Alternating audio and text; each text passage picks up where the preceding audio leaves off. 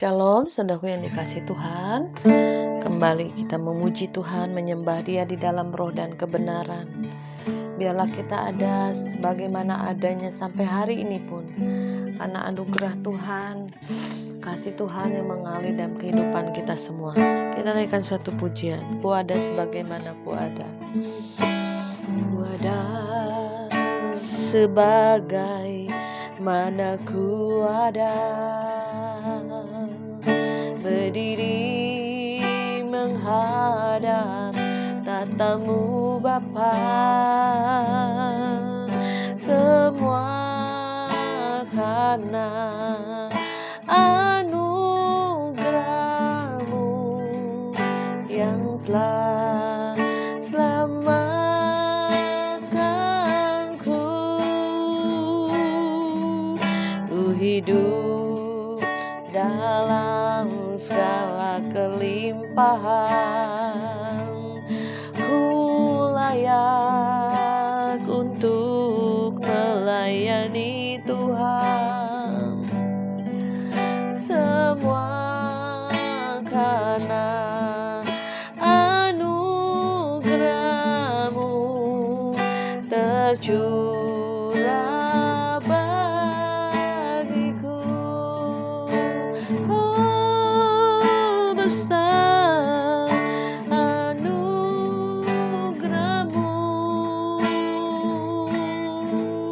melimpah bagiku.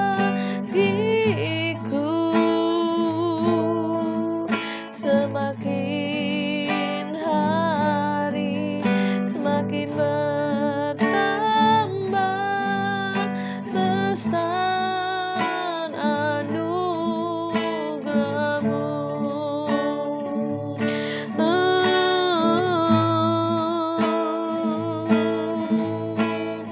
Ku bersyukur padamu Tuhan, buat kasih setia-Mu di dalam hidupku. Anugerah-Mu besar bagiku di setiap langkahku. Ku memuji-Mu.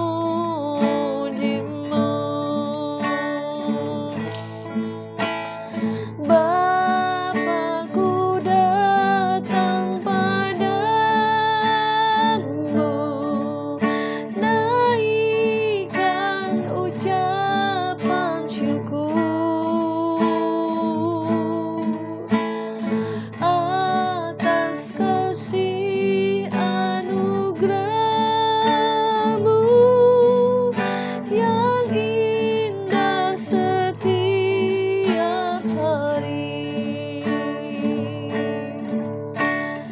Pagi hari, siang hari, sore dan malam hari,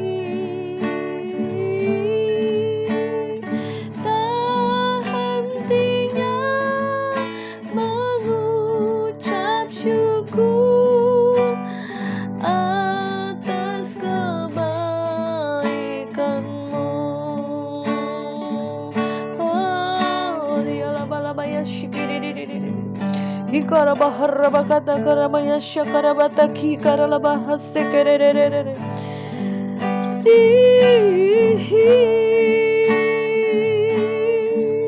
Indata korolamo shandaralama kata kuya.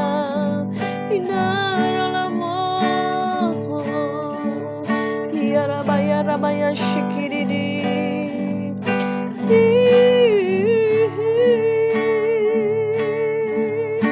Kau baik Tuhan, Kau ajaib, Kau mulia, Kau perkasa.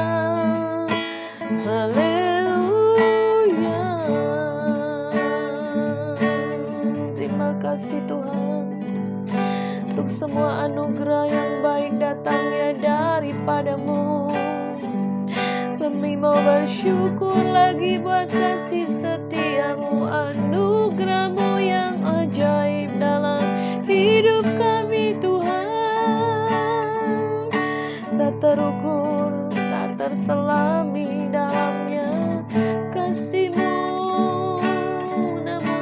berikan kami kasih yang kekal, kasih agape-Mu Tuhan. Terima kasih, haleluya.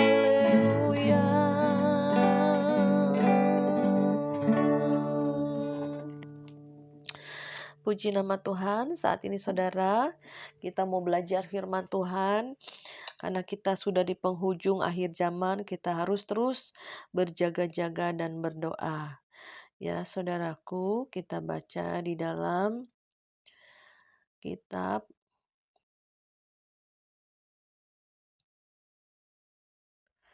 Daniel ya, Daniel yang ke-12 ayat yang ke-1. Tentang perikopnya tentang akhir zaman.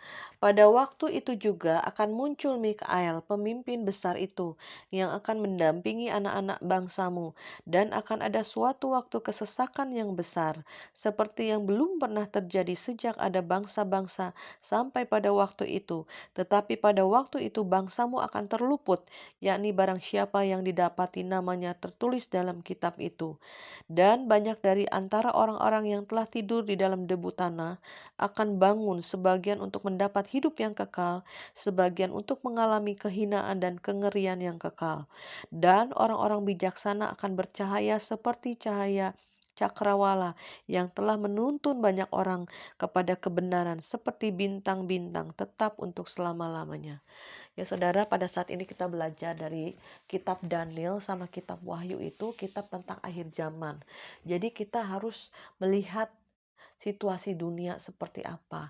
Jangan kita ini buta atau bodoh ya, tidak mengerti tanda-tanda zaman dan kita terus hidup di dalam kenikmatan dosa ya, ikut arus dunia ya. Kita jangan sampai kita ini mengikuti keinginan mata, keinginan daging dan keangkuhan hidup yang membawa kepada kebinasaan. Jadi kita harus sadar, saat ini harus sadar, bertobat, sungguh-sungguh menghadap Tuhan, sungguh-sungguh datang kepada Tuhan untuk dibukakan penyingkapan-penyingkapan apa yang Tuhan kerjakan dalam hidup kita ya, dan orang-orang sekeliling kita, bahkan keluarga kita, jangan sampai ada yang terhilang.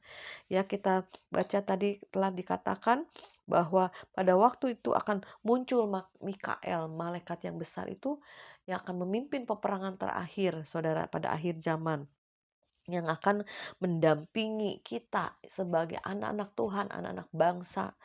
Dan akan ada waktu kesesakan yang besar, seperti yang belum pernah terjadi sejak ada bangsa-bangsa sampai pada waktu itu. Di depan kita akan terjadi masa-masa yang sukar, masa-masa yang di mana ada kesesakan besar ya saudara, baik bagi pribadi, keluarga, maupun sampai bangsa akan mengalami kesesakan yang besar yang kita tidak pikirkan akan seperti apa ke depannya. Tapi sudah dikatakan oleh firman Tuhan. Oleh sebab itu kita ayo lebih perbanyak lagi firman Tuhan, baca firman sehingga kita mengerti sudah sampai di mana tahapannya di akhir zaman. Sudah kita isikah manusia roh kita dengan firman Tuhan yang menguatkan roh kita. Jangan sampai kita ini ringan didapatinya oleh Tuhan ya, tidak ada bobotnya hidup kita. Tapi kita harus kuat ya, harus ada bobot hidup kita. Hidup kita membawa dampak bagi orang banyak. Ya, maka akan terjadilah kesesakan itu, di mana orang akan mengalami pengujian, akan mengalami kesesakan yang besar, baik pribadi, keluarga, baik keuangan, masalah-masalah pergumulan yang terus menekan ya. Saya juga di sekeliling saya juga, baik yang konseling juga, mereka kadang ya justru kebanyakan orang-orang yang mengalami masalah-masalah pergumulan. Seringkali saya bilang, kamu tidak sendiri, banyak orang yang mengalami lebih susah dari kamu. Ya, ada yang sampai gak bisa makan, gak ada uang, bahkan listrik sudah padam, ya, bahkan sakit penyakit, ya, silih berganti, bahkan ada yang bilang badai Cimaria, terus menerus masalah demi masalah datang. Ya, ada banyak masalah, satu belum kelar, satu lagi muncul, satu belum kelar, satu lagi yang muncul, saudara. Itu akan mengalami kesesakan-kesesakan, penderitaan, masalah. Itu adalah pengujian supaya kita menang, supaya kita bisa lewati. Oleh sebab itu jangan jauh dari Tuhan, dekat. Bangun terus hubungan pribadi dengan Tuhan. Ayo bangun pagi-pagi berdoa, menyembah, bersyukur. Apapun juga tenangkan hati pikiran kita tertuju kepada Tuhan hati kita. Jangan hati kita jauh dari Tuhan sehingga masalah menjadi besar, menjadi beban yang berat. Saya suka sharing sama teman-teman yang mengalami masalah, sedang masalah yang berat-berat. Saya dulu juga begitu, banyak masalah silih berganti, seperti badai. Sampai saya bilang gak kuat Tuhan, saat ini saya udah gak kuat. Masalah ini udah paling yang terberat Tuhan, saya udah gak sanggup. Saya ngomong sama Tuhan. Tapi Tuhan kadang-kala diam. Tapi kita harus berjalan dalam kegelapan. Tapi satu hal yang kita iman, percaya, Tuhan selalu pegang tangan kita. Tidak mungkin Dia tidak pegang tangan kita. Seringkali kita tidak bisa melihat Tuhan karena gelap ya. Badai hidup membuat kita gelap ya saudara. Seperti topan angin badai gelap menyelimuti bumi. Demikian juga kehidupan kita, masalah kita membuat kita gelap saudara. Ya, jadi kita harus bisa lewati bersama Tuhan karena memang itu akan terjadi penyaringan, penyucian, pengudusan. Baik orang benar maupun orang fasik. Orang fasik supaya bertobat, orang benar supaya semakin suci, hidup kudus, hidup benar. Jadi kita ayo kuatkan dekat sama Tuhan. Jangan sampai kita tereliminasi ya, terpental, murtad ya, terbuang karena kita tidak mau menjaga hidup kita. Karena kita tidak mau melewati masa sukar. Karena tidak mau kita diproses, dibentuk karakter kita, hati kita yang masih jahat, pikiran kita yang negatif, mulut kita yang masih jahat, kotor. Itu yang diproses melalui masalah penderitaan. Ya, itu namanya pemurnian, saudara. Ayo lewati semuanya. Sama saya juga lewati semuanya. Ya, seperti Joshua merebut kemenangan-kemenangan. Dia melewati padang gurun loh. Ya, Yosua dan Kaleb ini melewati hal yang sama. Tapi banyak yang berhantaran mati di padang gurun. Ya, yang tidak bisa melewati hanya Yosua dan Kaleb, saudara. Jadi kita jangan berpikir, oh sedikit nih yang selamat. Jangan, saudara. Karena kita ada kekuatan roh, kekuatan Tuhan. Kita dimampukan, ya pencobaan yang kamu alami, pencobaan biasa yang tidak melebihi kekuatanmu. Pada saat kau dicobai, Tuhan sudah berikan jalan keluar. Seringkali manusia tidak bisa lihat jalan itu karena apa? Tertutup, buntu, pikirannya juga sudah kalut. Nah saatnya kita datang kepada Tuhan, berdoa, Tuhan ini aku udah gak sanggup Tuhan. Sehingga muncul lagi firman yang menguatkan firman. Jadi jangan malas-malas baca firman, ya saudara. Itu firman itu Tuhan yang berbicara. Kita dengar, kita lakukan. Dan hal yang kedua, dan banyak dari orang yang telah tidur dalam debu akan bangun, sebagian untuk mendapat hidup yang kekal, sebagian untuk mendapat kehinaan yang kekal. Jadi pada akhir zaman nanti orang-orang yang di kuburan juga bangkit. Yang orang yang hidup pun diubahkan jadi tubuh kemuliaan ya, untuk menerima upah. Ya, upah di sorga apa upah di neraka, itu dua pilihan doang ya. Akan bangun sebagian untuk mendapat hidup yang kekal. Nah, hidup kekal di sorga, sebagian lagi mendapat kehinaan dan kengerian yang kekal di neraka. Jadi kita baca perkata ya, akan dan banyak dari antara orang yang tidur dalam debu tanah akan bangun sebagian untuk mendapat hidup yang kekal di sorga. Tujuan kita, Tuhan sudah menebus dosa kita. Jangan sia-siakan penebusan Tuhan, karya Tuhan. Jangan jauh dari salib Kristus, itu yang menjadi pegangan kita. Salib Kristus ya, pengajaran apapun bisa ngaco, bisa sesat. Kalau saudara jauh dari salib Kristus, pegang salib Kristus. Pegang ya imanmu kepada Yesus yang sudah menebus kita. Itu menjadi pegangan yang teguh ya. Kemarin saya ada konseling dengan satu teman, ya juga pelayan Tuhan. Kita sharing, kita kemudian saling mendoakan ya saudaraku. Nah kemudian juga saya mendoakan dia, dia mendoakan saya. Saya juga merasa di roh saya juga dia mengalami kesedihan ya. Saya bilang, Tuhan engkau tolong kuatkan. Karena dia belum punya anak, dua anaknya meninggal dalam kandungan. Ada yang usia 3 bulan, ada yang 4 bulan saudara. Ya, saya bilang percaya itu anak-anakmu sudah di sorga ya. Karena iman orang tuanya, anak-anakmu nanti kau akan berjumpa dengan dua anakmu yang gugur sebelum lahir. Kita akan bertemu di sorga. Dan sekarang minta pada Tuhan benih ilahi. Saya percaya, saya saling mendoakan. Ayo doa. Ya, saya merasakan kesedihan dalam doa itu. Kadang kita berbahasa roh, kita bisa tahu nih hati orang, pikiran orang seperti apa. Pada saat kita berdoa, menyatu dengan Roh Kudus, kita berbahasa roh, kita tahu isi hatinya. Ya, kita menangis dengan orang yang menangis, saudara. Mendoakan. Jadi beban dia seperti beban saya. Jadi kita sama-sama bawa kepada Tuhan, menyerahkan sama Tuhan.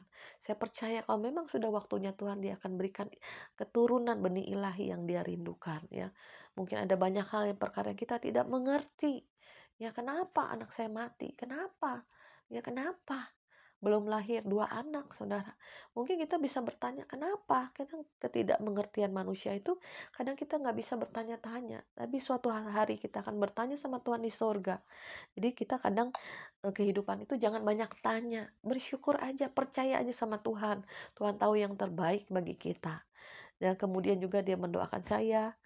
Dan dia melihat, Cimaria, aku melihat ada mahkota bagus, indah yang kau pakai. Dia dibukakan, disingkapkan mata rohnya melihat saya memakai mahkota. Ya, memang saya bilang ada beberapa pernyataan dari Tuhan, saya memiliki mahkota di surga.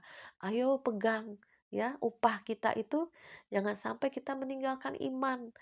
Pegang ya janji Tuhan dalam penglihatan-penglihatan yang Tuhan berikan juga dari teman-teman sekitar kita. Saya bilang, Tuhan, upahku tetap ya, tidak akan hilang mahkota itu apa diberikan pada orang lain, jangan sampai ya, jubah putih ya, baju kemegahan ya, baju kekudusan, bahkan perhiasan-perhiasan yang kekal di sorga ya, saudara. Ya, mahkota juga merupakan perhiasan dari surga yang Tuhan berikan pada setiap anak-anaknya yang menang. Barang siapa menang, aku berikan mahkota. Ada pernyataan seperti itu. Jadi kita pegang ya. Janji Tuhan kita pegang. Suatu hari kita akan berjumpa dengan Tuhan yang kita kasihi. Muka dengan muka. Bahkan Tuhan bilang, aku menyediakan tempat, menyediakan rumah bagi kalian. Bahkan lebih lagi Tuhan berikan mahkota kemuliaan bagi kita. Barang siapa yang menang. Oleh sebab itu saudara, penderitaanmu hanya sementara. Jangan merasa penderitaan tuh masa lalu tuh lu paling besar sehingga bingung, stres. Ada yang bilang teman saya, teman dekat juga nih dalam pelayanan. Cimaria, aku tuh kadang pengen keluar negeri kerja, tapi suami melarang. Ya iyalah, jangan jauh dari keluarga, saya bilang. Karena itu buka celah iblis juga, saya bilang gitu. Saya dulu juga begitu, saudara. Mungkin saya belum cerita ya. Saya dulu waktu masa sulit, suami juga maksudnya usahanya tutup ya. Dia bingung, linglung gitu kayak orang stres gitu. Nah, kemudian dia ada teman di Semarang, "Mih, aku ikut teman aja ya kerja di Semarang, dia buka pabrik cat," katanya gitu. Tapi saya namanya sebuah keluarga, saya nggak bisa ya. Kalau mau kita jual semua, kita pergi ke kota lain ya, dia cari kerjaan. Atau kita tetap stay di sini, kita bertahan, kita terus lagi tanya rencana Tuhan gimana, ya. Jadi keluarga jangan sampai pecah dengan masalah. Misal suaminya di mana, istrinya di mana, apa yang di luar kota, ada yang di luar negeri, jangan. Namanya satu keluarga harus utuh, ayah, ibu, dan anak-anak. Itu keluarga yang bahagia. Dan Tuhan akan memberkati, ya. Jangan sampai kita karena masalah-masalah hidup, ya, membuat keluarga terpecah, tercerai berai, bukan cerai, ini malah pindah untuk kerja, yang satu di Jakarta, satu di luar negeri, gitu ya.